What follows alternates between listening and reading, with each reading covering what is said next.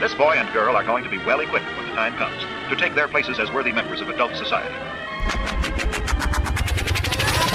Aloha, y'all. This is Daniel Eisenman, the host of the Breaking Normal podcast, where my guests are all invited based on the frequency of synchronicity, all done in person, and all trailblazers in the breaking of all things normal. Okay, welcome back to the podcast, y'all. Am I sounding good? I noticed my mic was a little low. I'm here with Dr. Isabelle, and it seems like you know the producer here, Yovel. I do, yeah. Do you work with Yovel as Yes, well? I Okay, do, yeah. you do. So, okay, awesome. Yovel, thank you for the connection once again. And this is episode 199. Nice. I'm excited to see what synchronicities lie ahead. But you were curious about my products. Mm-hmm. And I was like, well, you were asking me, do I advertise on the show for the products? And I usually do organically by gifting my guest what I imagine they might like. Oh, I So love these are that. gifts Okay. for you. Oh, sweet. I You didn't- used you a didn't l- share this with me before. Yeah, so now it's more of a surprise. I used a little bit of this prior on my face, but that's what this is. This is Okay. a tallow balm made from Okay. bison kidney fat. Hey, Have you ever used tallow? no. Okay, well, most people say it's the best skin moisturizer they've ever used, and people in the hospital specifically, they are constantly scrubbed that Yeah. have dry skin Yeah. and or dishwashers. I've heard this is the only thing that like works this well. So it's bison kidney fat with a little organic emu oil and organic cacao and vanilla, and you can smell it if you would like. Yeah. But this is a gift for you. This is our Thank you. best-selling one skin product. We have a few different flavors, but yeah, I just put You it put it on everywhere. your face. Everywhere, on my armpits and my hair, everywhere. I put it on my It's hands. edible, so And it's it is all edible. edible That's so cool. ingredients. So that's for you, and that's our you. Yovel's one of his favorites. I love that. He actually popped on the podcast last time and just went crazy talking about how it's the Still- best thing for him in Colorado. 'Cause we're pretty high and dry up here. We are. I'm always constantly dry, so this is great. Look at that. Ding. And then this one right here, if you want to read the bottle, I mean, I'm Yeah. curious to see what Elk antler, yep. liver, and heart. What is that? So we freeze dry the organs of the American elk raw. The liver and the heart are raw, freeze dried from wild elk in Texas. And then we get the antler when it's in the growth state, the velvet state. Do you know what I'm talking about with when deer and they have the velvet so that's the fastest growing organic material on a mammal in the world. So there's growth factor in there and all kinds of other things like glucosamine and a lot of other micronutrients people take supplements for. So they clip those antlers when they're in the peak growth state, and then we freeze dry that raw, and that's a combination of those three products. That's very cool. Okay. So are you a hunter? I have hunted. Okay. Yes. Do you have to hunt them or? So the elk in Texas, where the liver and heart are coming from private ranches Okay. that have too many elk. And what they Got do it. is they go out with an inspector on site Yeah. and sharpshooters and spotlights. So they basically they go out and they have silencers and they shoot the elk in the head and it drops. Okay. No torturing. These are wild no, that's elk not good, that yeah. are arguably being taken down in the most humane way. No, that's cool. Yeah. No. But I don't know if you're familiar with these because here my guest, Dr. Isabelle, is a doctor here, and you work here in Boulder, the Front Range. Yeah, Boulder and Denver. I'm mostly in Denver, and I just started in Boulder. And Yeah. you work in rheumatology, Mhm. and that includes like joint issues, correct? Yeah, joint inflammation. mostly, Okay. Yeah. So the antler specifically, I'm not sure if you've ever heard of this, but like one of my suppliers, for instance, he had elk and he had antlers, and one of his friend's dogs couldn't walk anymore. They was like old and had a hip issue, and he started feeding the antlers in that velvet state to the dog, and the dog all of a sudden was running again. And it turns out this has been used in Chinese medicine for thousands of years, that something about the antler is really good for joint issues. Okay. I mean, you said glucosamine, right? Yeah, so it's that might loaded, be- and it's like the cartilage and yeah. that blood that is making the I heard. antlers grow so fast with the Yeah. growth factor. Yeah. So that's what people use it for, that and libido. Okay. The word horny came from that's where Really? yeah. Oh, that actually makes sense. Yeah, because they're in their rut. That and they're, makes total sense. yeah. So that if you want to try that was just the bottle that I was using. it's great before a workout. So I play pickleball, and when I play, sometimes I notice my knees and joints, and if I take that prior, I feel like much stronger and it's almost like my joints are lubricated. Okay. And the liver and the heart have every micronutrient that people take a supplement for, including like B12, CoQ10, heme iron. So a lot of women use that for their iron levels. Okay. And That's super interesting. yeah, so that's you asked, and that's how we're starting this Breaking Normal podcast. TribeVitamins.com is like the official sponsor of this show. That's really since cool. I founded this company. Okay. Yeah. That's really cool, actually. I'm going to definitely look at this. The growth hormone, I'm always a little bit afraid of it because I've got a history of cancer. My dad as well, and he was concerned about the same thing. Oh, really? Okay. And I agree. Like my dad's been a pharmacist for over 45 years, Yeah. and it looks like he overcame bladder cancer. Okay, nice. Recently, and he's definitely concerned about anything exogenous hormone wise, but I would be much more concerned if it was anything like pharmaceutical or lab made or Of course, injected. Since Yeah. this is just a food, I think it's one of the safest, safer. but I would never push that on anybody, No, of especially course, that has yeah. gone through. Yeah. What happened with you in that? Breast cancer, 40th gift, 40th year gift. When you were 40 years. Yeah, exactly. 40 years and 2 weeks. That was my gift. And it really was a gift. Yeah. I thought you could have been younger than 40. How long ago was that? I don't think this, actually. It was, 6 years ago now? Wow. Yeah. Well, you look extremely healthy and vibrant. Yeah, now I am. Yeah, because it was a gift. Yeah. So can you describe to us what you mean by that being a gift?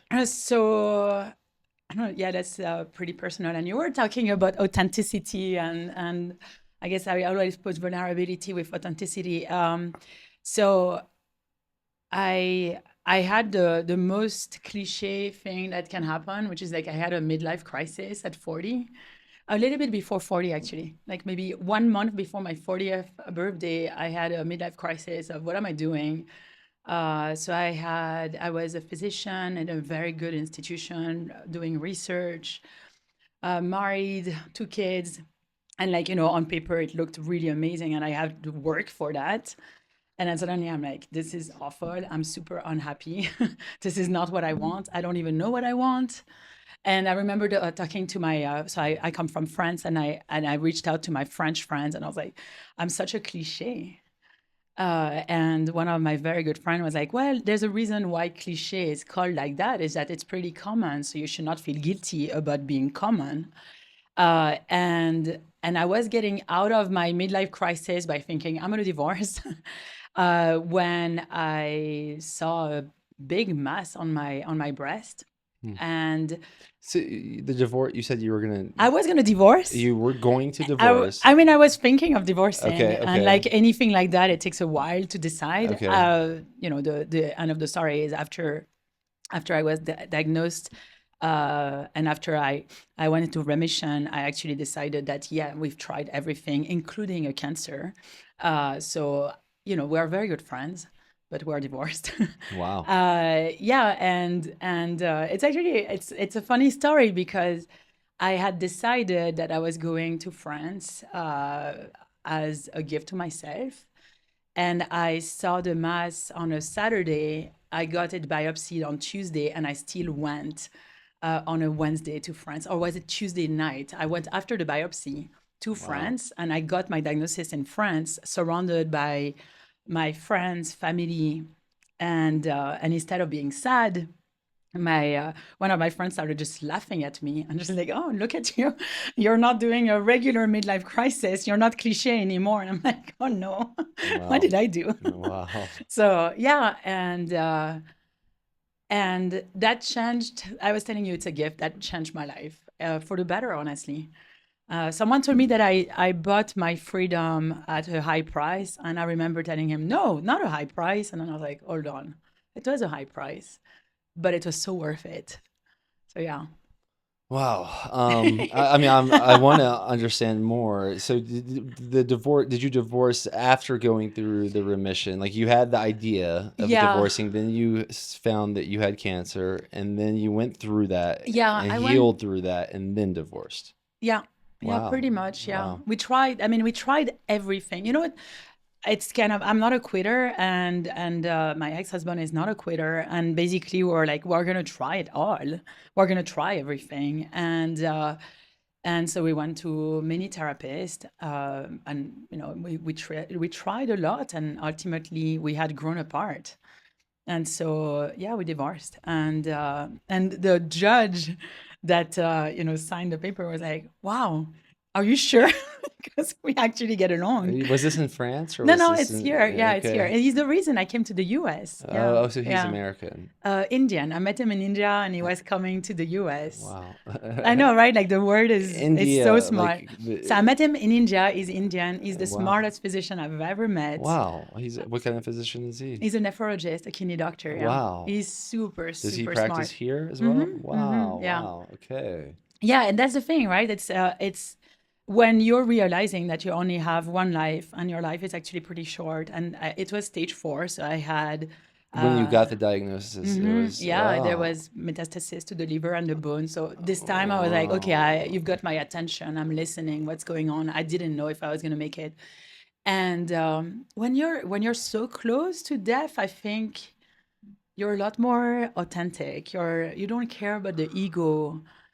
It's not about the ego. Like, you realize the ego is useless. Like, I don't know how to explain. Like, it was just this realization of like, I don't care what people think or don't think of me. I don't like, that just that's all not what's fell away. important. And suddenly you're so loving. I mean, I don't know for everyone, but suddenly I was much more loving. So even now, my ex-husband, I was really angry at him before. And suddenly I was like, man, like, we're all trying our best for this life. And this was through you healing. Yeah, this was through and I think it was part of the healing of what am I here for? What do I want? Like, I don't know how much time I have. What do I want with the time I have? And a big thing was I want love, and I want love from my partner, either with my husband, either with someone else, and I want love from my kids because I felt very disconnected from my kids. How old were your kids at They that were time? 3 years old. I have twins. Oh, wow. Yeah, Okay. yeah. And it's probably Like all, boy, girl, or yeah, boy and girl. Oh, Yeah, wow. Okay. yeah, yeah. That's the funny part, right? Like, so we are just, discussing this, but what's really interesting is when you start like realizing that everyone has a story, and probably many stories also. So I started doing a podcast. And at one point I was like wondering, I was like, oh, maybe I should stop because it's taking me a lot of time. And I was like, no, no, no, no. I love meeting people and having this excuse of asking them questions that are super deep that you would not necessarily do on a first time basis, right? And yeah, there's this realization of, man, like, people are so cool, so Totally one of the reasons I'm sitting here right now. yeah, And very happy about sitting here. yeah. How long were you and your husband together? 14 years. 14. So when you were 40, Yeah. how long was that? So that was 6 years ago. So wow, it would have been. You see, time flies I because know, it would have since been 2020. 20. Yeah, yeah, time flies. Yeah, we just, we were good, and then we were just not good. So how many years was that at 2020? So I don't know. When did I meet him? I met him in 2003 in India. Okay. And okay. then, when did y'all get married? We got married in 2011. Wow, you're going to okay. know everything. Okay. I moved to the US for good in 2011. I had tried before to come here. I did like a little bit of research in New York City. And yeah, I mean, I think we live so long now that you can't, like, it's really cool when someone, like, when you're looking at those couples that last for long and you're like, yeah, that's wonderful. But I think they have to reinvent themselves. I was talking to a shaman. I'm very interested in all of this, things that are very healing and energy. Did and all. shamanism come before 40 or during the healing? After 40, actually. Yeah. After During this whole healing journey. during the healing Yeah, because I was like, well, I Okay. want the power of placebo on my side. That's 30% right there. So from a scientific perspective, so I'm very evidence-based medicine. I've been trained like that. I've done 2 trainings, one in France, one in the US. I've done a ton of research. I've, published many papers. And here I am with my own diagnosis. And I'm like, well, I'm not going to just do medicine. Like, I'm going to also take the power of placebo on my side. The issue with placebo is that you cannot, no one can give you a placebo because they are not allowed to give you a placebo, like in medicine, right? So then the question was, okay, well, if placebo is the mind, how do I get that power on my side? And so I had a coach, a cancer coach, that I loved, but she was amazing. She was like all into energy and tarot card and all this. And at one point, she's like, "Maybe you need to meet my shaman." I was like, "At this point, I'll do whatever." So I met this shaman, and I cannot explain to you, but I don't know, like somehow it seemed to work, and she seemed to understand what was going on in my life, and I was like, "Wow." Yeah, why have I been so close to that when you can just be very open-minded and be like, I don't know if it works, it doesn't work. Who cares? Like, I'm just gonna try and we'll see. And what was that experience? Did you go to another country? No, Oh, it it's was here. Yeah, it was okay. so funny. So in my head, I was like, oh, I'm gonna see someone with like, feathers and like crazy. And no, she looks just like, like us. And originally she's from Colorado, moved to Portland. She looks absolutely normal. You would not, Okay. you would not think that, oh my goodness. But then, she closes her eyes and starts like reading, and you're like, whoa, like how does she know this? And so I asked her, she's like, I'm just reading it. And I'm like, wow, this makes zero sense. you know? And that's the thing. It's like there's so much you can't explain in medicine. And so I had to like, have my right brain, my left brain, of like, okay, well, I cannot explain everything to my left brain. So my left brain being the analytic brain Mm-hmm. and my right brain being the emotional one.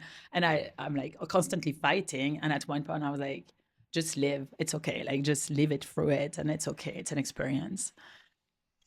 Yeah, I mean, I'm very much so also into the placebo, and I heard you say you can't give someone a placebo, A physician, I feel like it's really hard to say to someone, try this, it's gonna work for sure, right? Like, so, right, what is the first thing I did when I took this thing? I started looking at the ingredients because that is how I'm trained. Mm-hmm. It's like, okay, what are the ingredients? Mm-hmm. And you were saying, oh, it helps with anemia for Mm-hmm. women who have iron deficiency.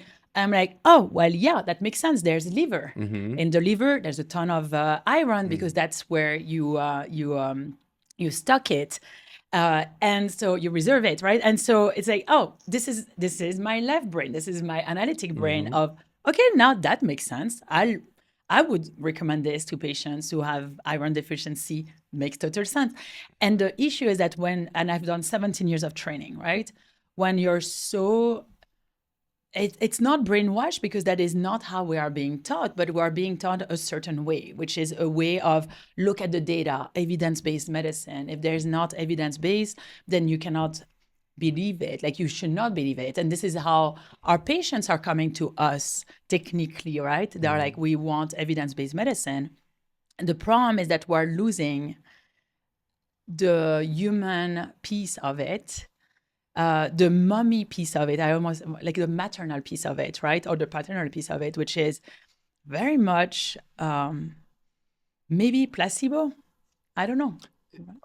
Yeah, I mean, and tribe vitamins specifically, I think it's a great example because you did like do the left brain analytical, and I probably explained it that way to you, knowing that you're a doctor. Mm-hmm. Now, for instance, if you were a Lakota shaman sitting across from Yeah. me, they might look at this and have a different type of placebo because they might be like, oh, the elk, the wapiti, and they might have a certain belief around the power of the elk. Like, oh, if I want to Yes. travel long distance with Yeah. my family, obviously I want to eat the elk meat. Oh, it's raw. Okay. Oh, obviously it's going to be the most nutritious. Oh, it's the liver. That's where the soul is stored. Yes, So I that I'm love going to get this. this Yeah. soul Yeah. I'm going to get the soul power or the soul charge of that elk, and they have their own placebo about that. Yeah. And one of the reasons I'm very hesitant about doctors is because I understand that I grew up in a culture that I was watching commercials as a child where like the person with the white lab coat is the most powerful person on earth. It's almost like a religion for a lot of people.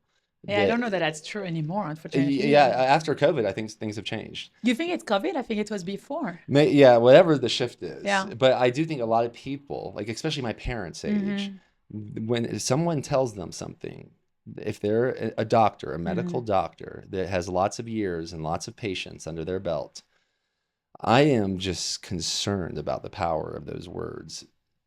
Oh man, this is like, sorry. So fascinating. So it's fun. Like as you're saying this, there's two things that are coming in my mind. Number one, and this is where I'm stopping you, the powers of the words are huge. And a doctor that's telling you you're gonna not make it, huge power. A doctor that's telling you you're absolutely gonna make it, huge power. Even when we don't want it to have a power, it's incredibly powerful because there is at least our subconscious or telling us, well, no, they are right, and you want to make them right. And one of the reasons I opened the practice I opened and I let go of the institution I was at is that I realized that we were missing a huge opportunity for our patients, which is giving them hope. Like, I mean, I'm sorry, but like our whole job in medicine is to make our patients feel hopeful. If you remove that, there's no business in practicing medicine. So huge for me, like the power of words. And I try to tell this to my patients. Yesterday, actually, I had the husband of a patient who was telling me, what can I do? And I said, well, if you really want to do something, you can actually tell your wife every day that she is doing better and that you love her. And like, right, like he illuminated, right? And he was like, I absolutely believe that. And so you should have seen her face also, just getting less stress and like, oh wow, he believes in me, right? So that's powerful. And a doctor that believes in your healing is extremely powerful as well. I don't know that people believe doctors anymore. I agree with that. You know, I mean, it depends on who you're, but like I think of my parents, and my parents have a lot of trust. Like I would say too much trust in doctors because, Yeah.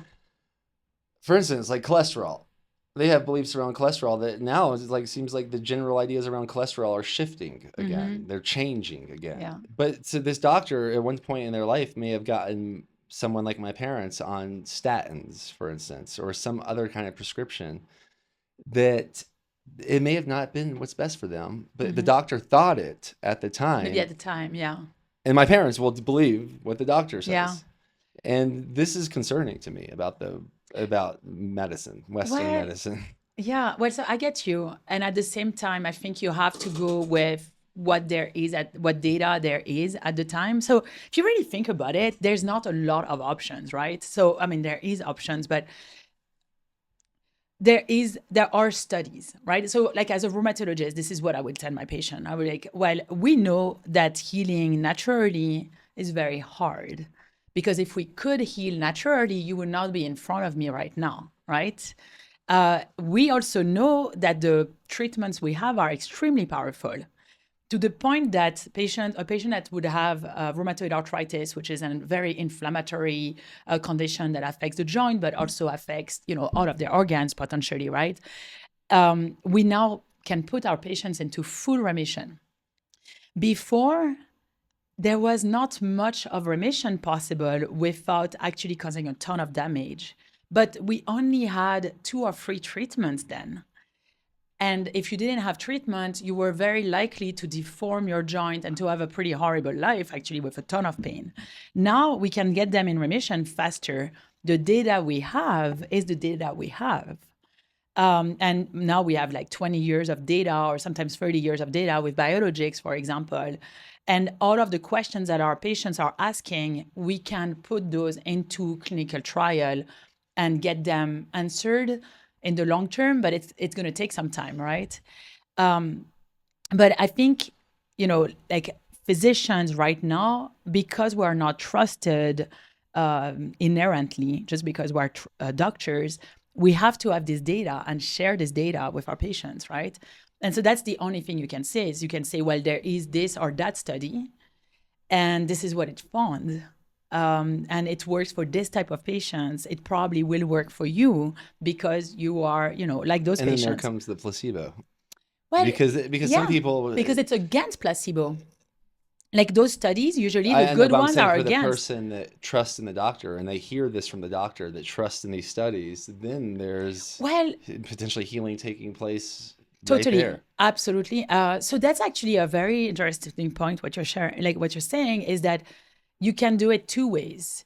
You can take so, and this, I'm French. I'm a doctor from France, so I've been trained in France, right? And then I came to the US where I was like, whoa, patients don't believe me just because I'm entering the room. So that was very surprising, and it was a lot in New York City and with a lot of African American.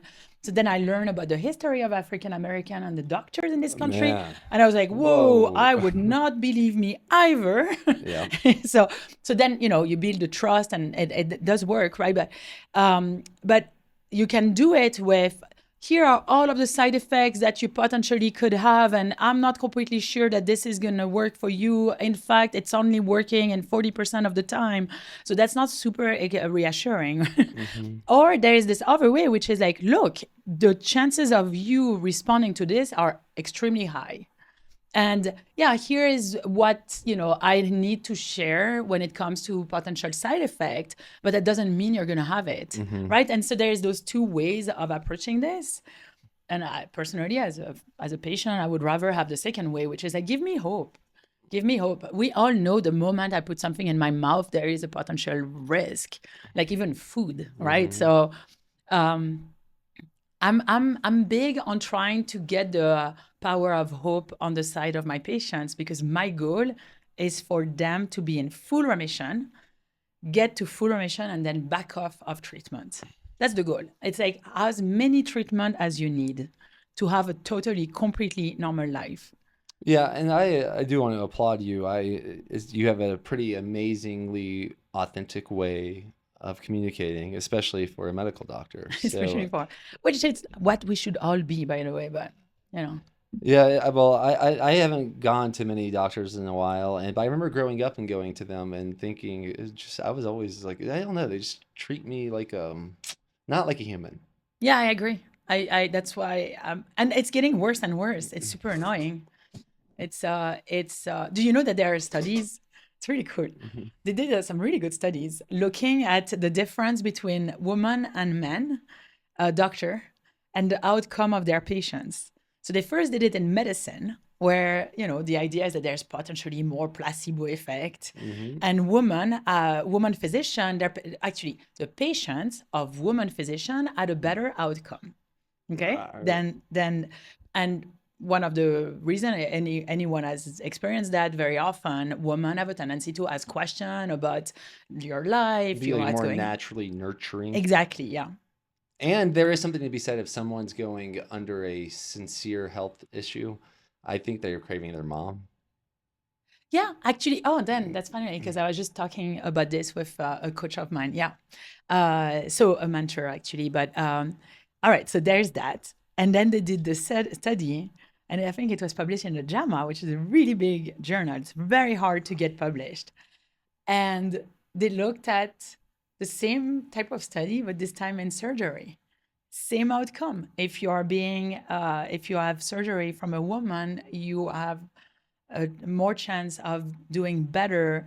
So I think it was 1 month, 3 months, and then 6 months. Hmm. That's huge. And if that doesn't tell us that the power of humanity is healing, then I don't know what you need. There is a study from Harvard that's showing that also, that like the connection with your doctor is huge for healing. So it's interesting, the mom thing. Yeah, well, I think what I'm maybe getting at here is how aiming to inspire myself and others to potentially think about like being proactive about our placebos and Yes, like understanding that like okay, if someone's going in and they have an injury, like are you craving your mom or dad? First of all, I like love that. are you like maybe a young girl might be craving their dad more, maybe an older man might be Mm. craving their mom more, and like realize that like well maybe you'll be better off if you're craving your mom, maybe you'll be better off going maybe with an older woman doctor. Yeah, never thought of that. Yeah, and I just think it's a breaking normal angle of thinking Yeah. about healthcare.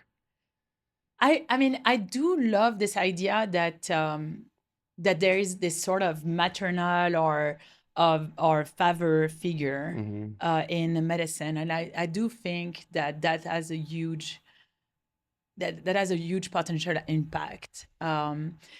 So the mentor I'm talking about is an 85-year-old pediatrician from France. Actually, now he's 86 and he's so sharp. And he came out of the pediatric world and started just like healing his patient by just talking with them, right? Mm-hmm. And so I was telling him, I was like, well, I don't know, maybe I should just coach at this point. And he's like, you should coach. I was like, and he was telling me, Isabelle, what people need is a mom. And I was like, wait, what? And he's like, yeah, people need mom. Like that's what we are looking for when we're being coached. You need a mom that's gonna basically tell you, watch out, there's a stair here, or go, I'm behind you. And I thought that was really interesting because I never thought of me being the mom of my patients ever. For me, I'm their partner, I'm their coach, I'm not their mom, right? And so that was a really interesting, and it just happened this morning. So it's been like in my mind right now. I'm like, wait, what? I'm a mom of my patients. I think that's a good way to go about it, honestly, especially you being a mother.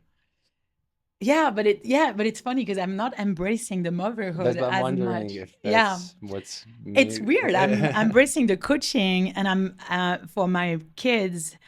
I'm more of a coach to my kids. I don't know how to explain this, but Okay. for me, and because I had a lot of guilt as a mom, I think one of the things that has gotten me out of that guilt was this person who asked me one day, she's like, wait, so you're feeling guilty? And I was like, well, extremely guilty. She's like, what do you think of your kids? And at the time, they were 3 years old, right? And I was like, I think they are awesome. She's like, then you're a good mom. I was like, wait, what? She's like, yes, if you think that your kids are awesome, then you are a good mom. And I was like, wow, talk about removing the guilt of being a mom. Because I mean, like, if you're a mom, you're guilty. Even if you were the perfect mom, you would feel guilty because you would not be actually the perfect mom, because the perfect mom will create some issues in their kids, right? This is happening. But yeah, my motherhood, like the way I mother my kids is by making my kids very independent. So for me, it's not about the now, it's about who they are becoming. And so I do understand that that's not necessarily how a lot of moms are. But I really have thought of like, who am I?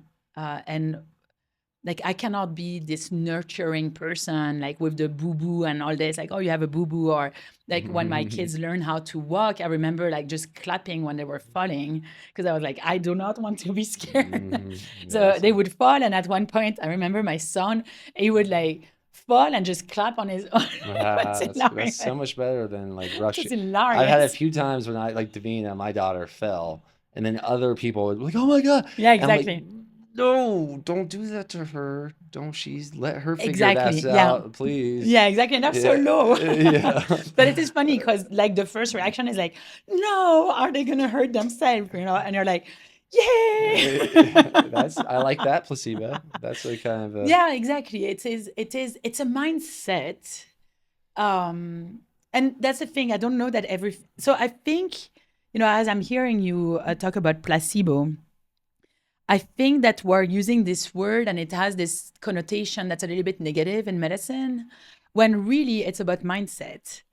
And it's about like, how can you turn this around? And how can you say that this condition is a gift? Falling when you're learning how to walk is actually a gift. Because then you're like, oh, I'm learning. So what did I do right? What am I doing wrong? And then you try and try again until you actually know how to walk, right? And that same thing when you're learning how to bike and so on. And so it's this mindset of it's not about just erasing the quote unquote failures, which are never failures. It's not about erasing that. It's about using the experience to make something better. Yeah, yes. Like there's no losing, there's only learning. Yeah.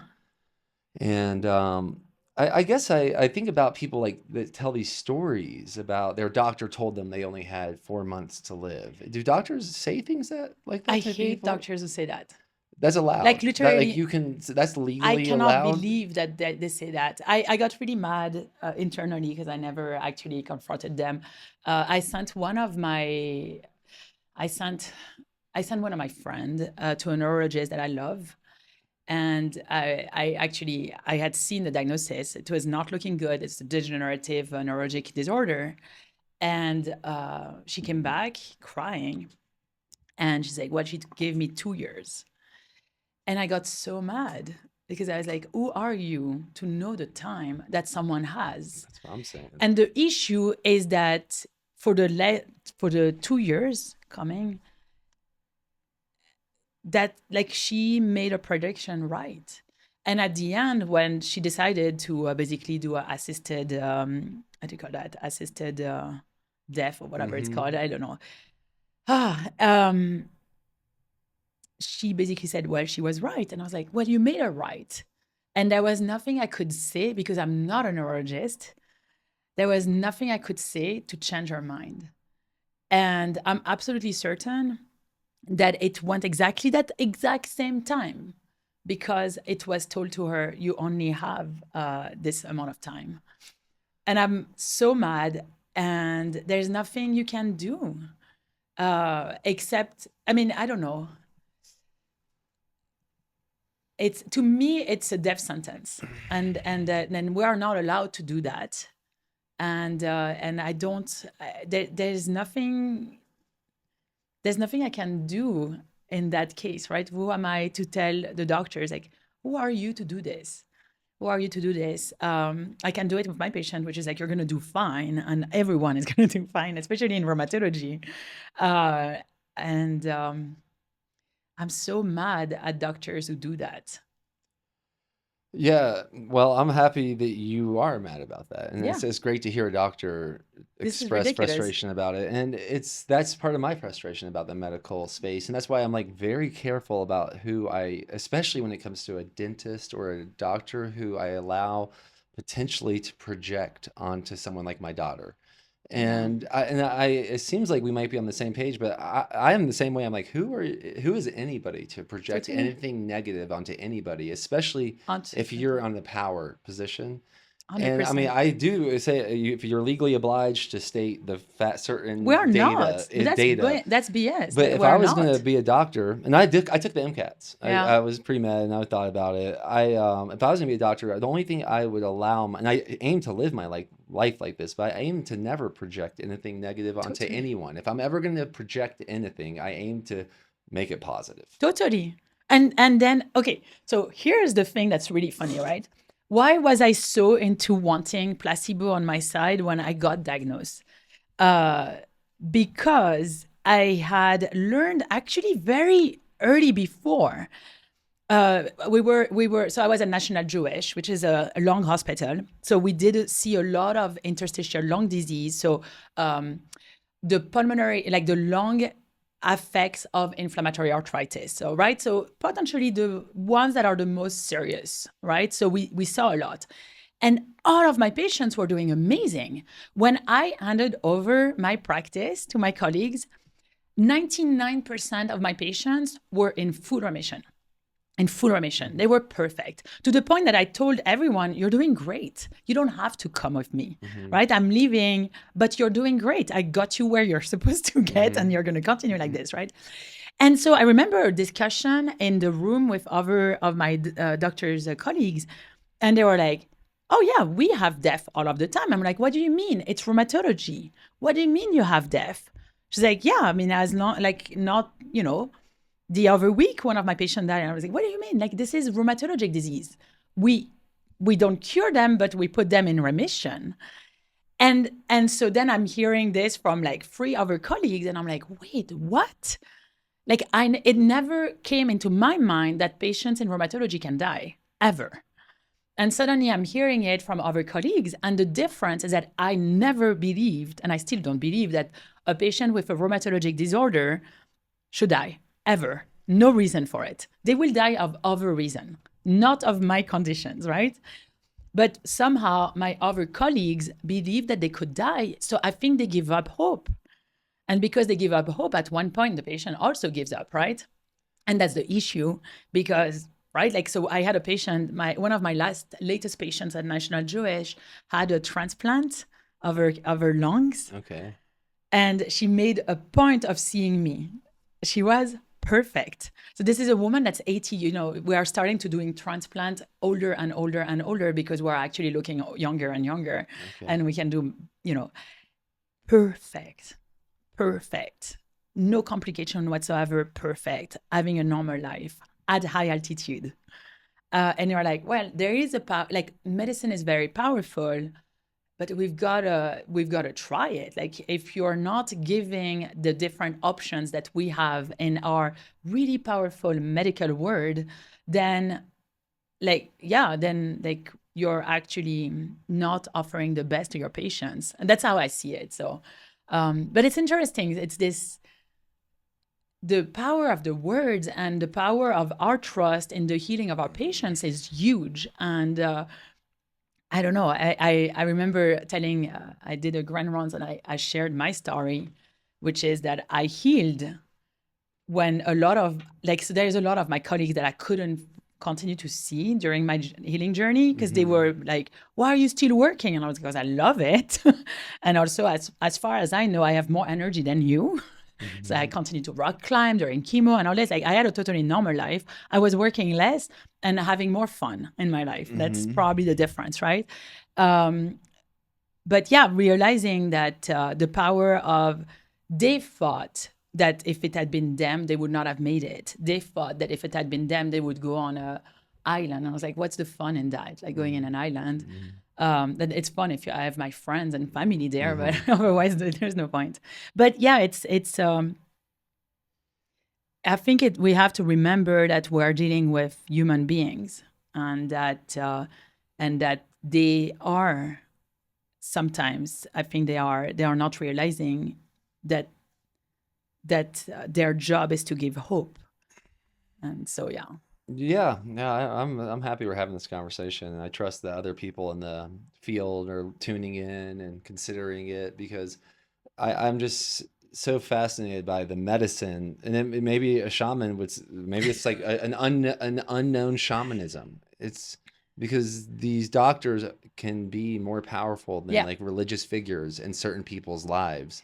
And if you're a doctor and you can tune in to like, oh my gosh, this patient is giving me too much trust almost. I better be very careful here about how I communicate with this person. So I've been thinking of this for so long, the power of the words. Well, I was like reaching out, and I talked to a doctor that's also a hypnotherapist, and she's like, but it's because the moment you talk to someone, there is actually hypnosis. And I was like, wow, that's fascinating. And I think there is the possibility, and I don't know enough about hypnosis, but there is the possibility that the moment you're like, I'm here, I'm trusting this figure that knows more than me when it comes to my body. So you're actually disempowering the patient by doing that, because you want to empower a patient, not disempower them. But I wonder if that's why there's so much power into the words that a doctor can give. And so I think that doctors have to realize that and use it in their and the patient's benefit, instead of I don't really understand why they would be so negative. Like, because they are afraid that people are gonna like sue them. And maybe that's what it is. Like, that's what I'm wondering. Like in France, we're so much more positive most of the time, not all the time, but Yeah, it's fascinating. I bet we're earlier than 47, but how are we doing on time? Look at okay, that. 43, cool. Wait, you could stop at 47 No, exactly. I just have a tendency of knowing when it's 47 minutes. I figured we were a few minutes beforehand.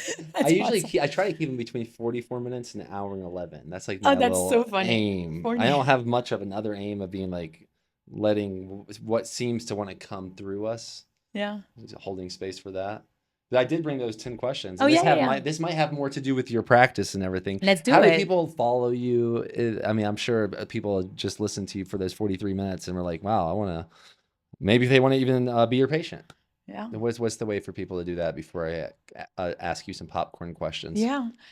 So to become my patient, so yeah, the goal is full remission. So that's, I mean, there's two goals there. One, figuring out what you have, which you wouldn't know the number of time. It's actually not a rheumatologic disorder, but actually an infection or diabetes or some other, rare condition. So there's the diagnostic piece, and then there's the putting you into remission if you have a rheumatologic condition. And so that's by going to my website and scheduling a discovery call. And that's UnabridgedMD.com. And then otherwise, yeah, all of I have a podcast on UnabridgedMD. I have a YouTube channel where I talk about rheumatology on a regular basis, at least once a week. If not, I try like 3-4 times a week. And it's called Rheumatology 101 by Dr. Isabelle Amigues. And I really love doing that, actually. I really love teaching rheumatology because I love it. And then all of the regular social media on UnabridgedMD. So yeah, that's the way. Yeah. Well, I definitely appreciate you being here, and that's been a theme of the show lately. Is there's been a lot of people that are experts in different health fields. Nice. And they're all breaking normal, and Yovel's introduced me to quite a few of them. So we got a good thing going on with Boulder and the Front Range Healthcare and breaking normal here. It seems like.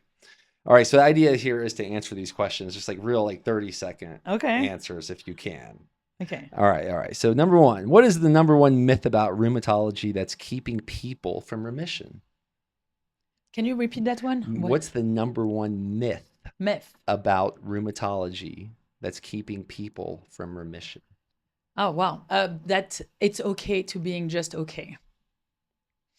So they are not pushing to full remission because they are doing better, but they're not perfect. And remission is perfect. So yeah, you should not be okay with just okay. I like it. Is that a myth? I like it. All right, number two. How do you approach holistic care for autoimmune conditions differently? Oh, wow. That's a 30-second question. You can maybe one way. So a 30-second answer would be by listening, actually, really by listening to the patient. What's their need? What's their lifestyle? What's their belief? What's the reason why they are not reaching remission?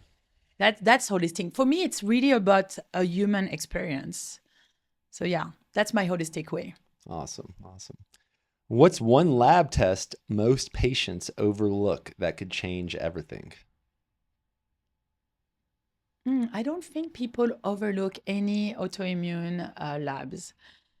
But I would say I'm going to put it on the other way. I think that people and physician and nurse practitioners and advanced practitioners, so physician assistant, are falsely reassured by negative workup.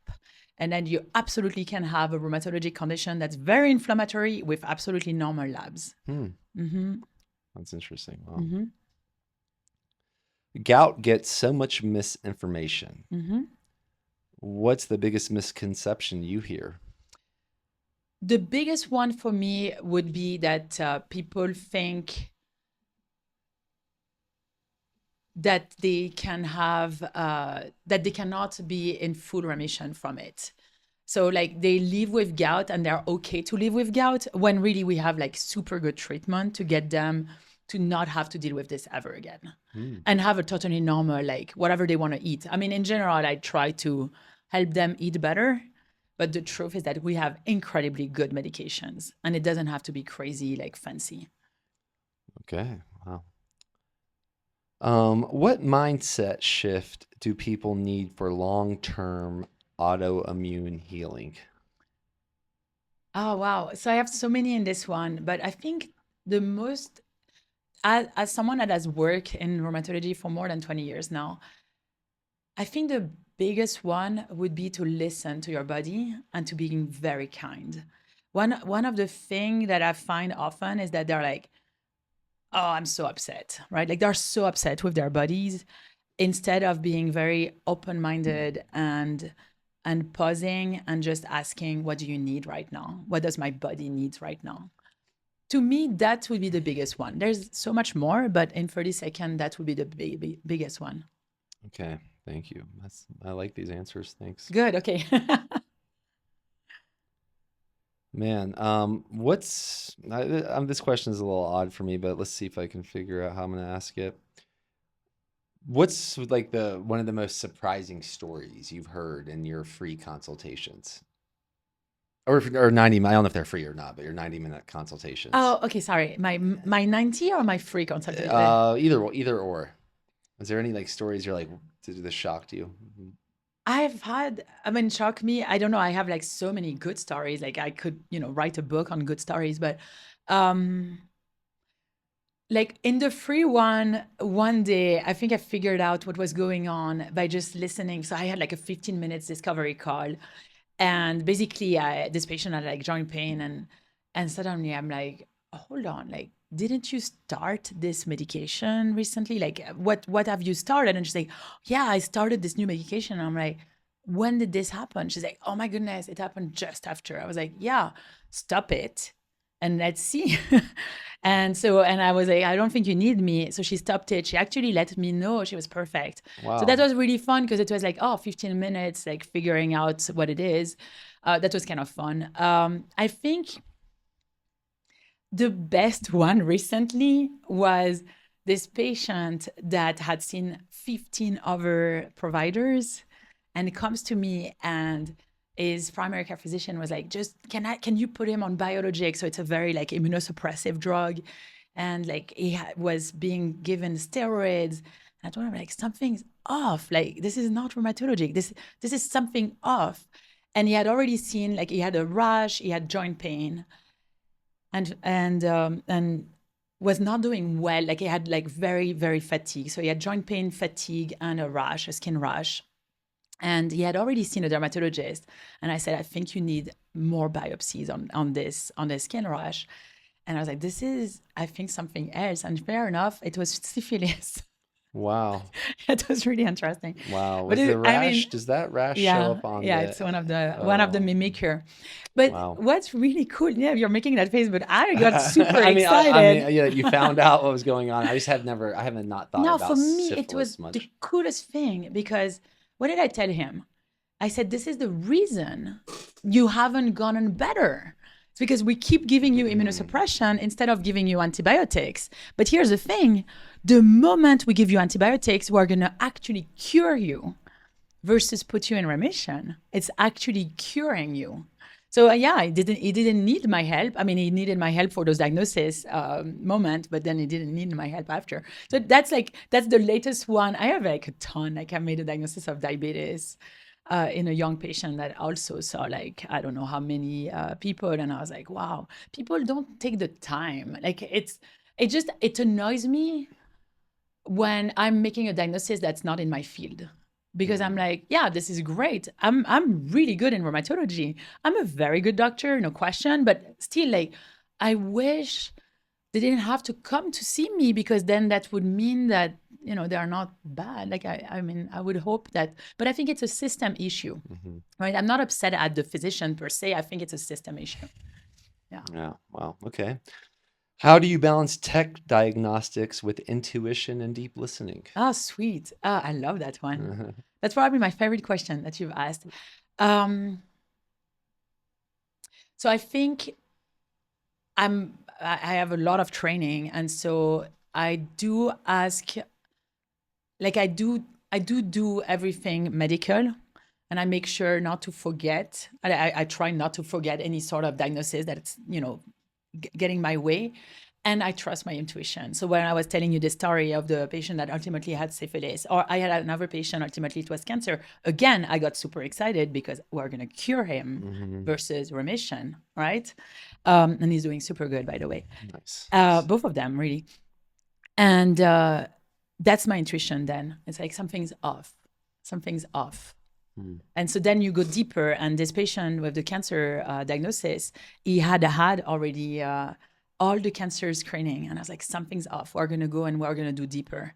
And fair enough, lymph node biopsied. Then that was cancer. Super good outcome. Like cancer doesn't mean that you're going to die, right? Yeah. And so, yeah, it's like, it's this intuition of like, something is off. This doesn't fit this doesn't fit this rheumatologic thing. And it's really cool. And sometimes I'll ask for second opinion at Hopkins and something, and I'm like, something's off. And then fair enough, there's always something. It's like, I mean, not always, because it's not happened to me that often, but yeah, like they don't blow me up. They're like, oh yeah, you were right. It's not just dermatomyositis. There's also myasthenia gravis, which is a neurologic condition. And it's cool because then you can get to full remission. Again, the goal is full remission, having a normal life. Right. So it's not like, oh my goodness, be worried about this. No, it's like, how do I get you to full remission? Yeah. Awesome. What's your number one tip for someone in chronic pain who's lost hope? Come and see me now. No, honestly, yeah, it's come to see me. If there is pain, there is hope. If there is pain, there's hope, because pain is only a reaction of your human body to tell you that there's something wrong. So we need to figure out what's wrong. And once we figure out what's wrong, then we can heal it. And there are some patients who are on narcotics, not realizing that they are in pain because they are on narcotics. And so one of the patients that I treated recently, we got her off of narcotics. After, I think she had been on narcotics for 5 years. She got off of narcotics by going on ketamine. I don't give ketamine, but I referred her. Okay. And she got ketamine, and she doesn't need narcotics. And she's already started decreasing the ketamine as well. Okay. And so, yeah, like we figured out, so she definitely had some autoinflammatory syndrome that we took care of. And then we removed the narcotics. Okay. Yeah. So, yeah. Wow. Okay. Let's see. Are you getting more like, are you having more trust in the medical system now? Like a medical way? I think I feel like I'm getting a better grasp on some of it. Okay, cool. Yeah. Yeah, because it's not one or the other, it's both. Yeah. Now, we got a couple more. Okay. What's the most powerful lifestyle hack to reduce joint inflammation now? Food. Food. Oh, yeah. And it's not the one that I would want to say, but it is food. Whatever we eat can be either pro-inflammatory or anti-inflammatory. Is that on an individual basis, in your opinion, or is there some things that are obviously inflammatory? It's super damn obvious. Like, unfortunately, it's super damn obvious. We eat a ton of processed food. If you ask everyone right now, they'll all tell you that the day that they stop gluten, they feel better. I'm one of them, and I'm French, and I love bread. Like, bread is my religion. Bread, cheese, and wine. Out of this, I cannot really have if I want to be healthy or healthier. And so, yeah, I think that eating a ton of veggies, a ton of fruits, super, super important, and grains more than gluten. That is very anti-inflammatory. And it's actually proven now more than ever. Awesome. All right. Let's see. We might got one more here. You sound very excited. What's one simple behavioral tweak that can turbocharge autoimmune remission? It might be the same answer as before. You said lifestyle, or you said like a behavioral tweak. Something they can. Honestly, tuberculosis, I think it's visualization. Visualization. It's visualize yourself healthy. Yeah, that one would be, and it's kind of like in the same verb that, the power of the words, power of who you're with. Are you going to believe? Do you actually believe that you can have remission? And if you do not believe that, you cannot have it, because you're going to be right. But if you believe it, you're going to be right too. So, yeah. Oh man, that might be that. I don't know if that's like a Henry Ford quote or who it's quoted by so many people, but like, whether you think you can or you think you can't, you're right. You're right. Yeah. That I feel like should be a major part of medical school. Is like just diving into that philosophy of what that actually means for the person studying it and potentially for all your patients. Yeah. And I don't know that we have right now created that. Like I was ranting this morning about the fact that we have a training in how to bill and how to write our notes so that we can bill properly on insurance and get, the maximum money that you can get, versus nothing in nutrition and nothing on mindset. Yeah, Nothing. this is what I'm thinking. Because Yeah. if this was a major part of medical school, then there would be no doctors telling people how long they have to That's live. ridiculous. Yeah, I'm so freaking pissed at that. No, that is super annoying. Yeah. Um, and those doctors, Unless you were so cued in, you're like, okay, this person, we know about this person, and they'll do the opposite if we tell them so. Like there is a wisdom in that because some people are driven by it. Like I've heard stories also, like the doctor told me this, and I said, fuck that. well, but that's the only way that they can get out of it. That's the only way. It's the people who are saying fuck that. Sorry for that word. Yeah. But literally, the problem is that if you don't have the life energy in you, you are literally letting that decide. Yeah, and that's where this is such an important Yeah, conversation. Such an important absolutely. conversation. I'm glad you shared that and we started talking about that. But yeah, it's a big pet peeve of mine. It's like, who are you? And I tell the patient, I'm like, don't look at internet because it's backwards. If I had looked, so my twins were very, very preemie. They were 6 month old when 6 month, whatever, like it's called. A full Premature. trimester premature. So they Okay. were Wow. 25 weeks. Wow. Yeah, it's crazy because normally it's 38 or to 42 weeks, right? So they were 25. So their skin was translucid. They couldn't, we couldn't see their eyes, like because it was not formed. And if you were to look at the data at the time, they were going to have cognitive issues, like delayed. They would have had like a ton of complications. And I was like, I am not looking at this. This is backwards. I'm not looking at this because this is like, to do this, you need 10 years. And so the medical field is already advanced by the time you finish that study.